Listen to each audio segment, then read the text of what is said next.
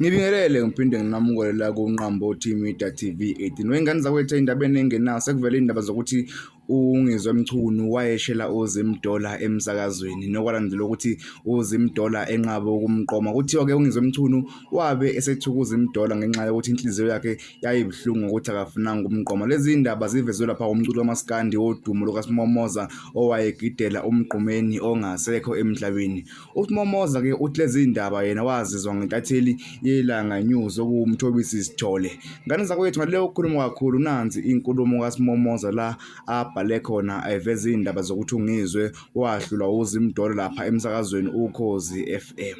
Ngane zakwethu ngaleyo ukukhuluma kakhulu ngoba nawe uyayibonela inkulumo kaSimomoza, ngakuthokozela ukuza umbono wakho ukuthi wena uthi ngalezi indaba eseyivezwe uSimomoza eyivungazisa izinkundla zokuxhumana.